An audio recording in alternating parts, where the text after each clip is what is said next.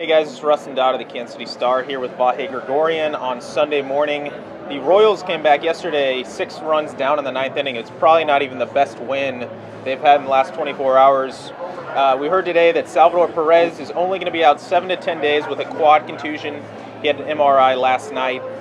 No structural damage in the left knee, so he will likely be back sooner rather than later. And Vahe, just probably a huge collective sigh of relief for the Royals. It has to be, and I mean, I still can't get over how many people they've had hurt in such weird ways in the span of a week, especially. And that this one might have been the most essential, though, and it'll sting for a couple of weeks for sure. And I guess I'll wait to see, when he actually does get back. And you still wonder about how that'll play out, but for the moment, anyway. That's an unbelievable relief, I think. Yeah, the Royals called up Tony Cruz to sort of serve as the backup for the next week or so behind Drew Butera.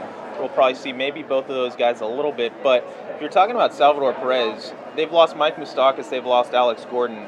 But I think Salvador Perez is their most irreplaceable player. He might not be their best player, but I think he's definitely their most irreplaceable, maybe along the line, even with Lorenzo Cain in center or Alcides Escobar at shortstop. Just the defense that he provides behind the plate, you can't replace that. You can't replace the other things he provides as well. He's been hitting better, too, over the last week or so. Look, it's not a team that scores a lot, or it scores in streaks, and he's like, one way or another, a second or third most productive, active guy that way, too. But he's also kind of, it's an imperfect parallel, but as the catcher, he's kind of the quarterback, right? I mean, he touches every play when they're in the field, and it would be a tier above the type of loss it was of Gordon or Moustakas, I think, if they had to lose him for a long time. Yeah. Okay, we're going to watch the Royals play the White Sox here on Sunday afternoon, but before we go, Vahe, I wanted to ask you about this. There was a column in the newspaper today, and I was here, obviously, so I saw this.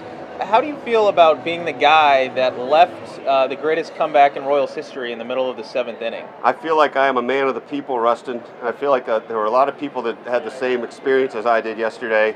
But I was struck by the contrast in the leads of our stories today, where you talked to Art Stewart, who was making the real point and the very telling point about you had to be here to believe it, and I was trying to make the point that I had to come back to try to figure it out. So, and Rustin needs a little save credit on this one. He suggested to me after I'd gotten out of here, finished the other story I was working on, that I hate to say it, but you may need to kind of come back here and work on this story. So that's how the sausage is made, and I guess I'm going to stick around for the whole game today. Okay.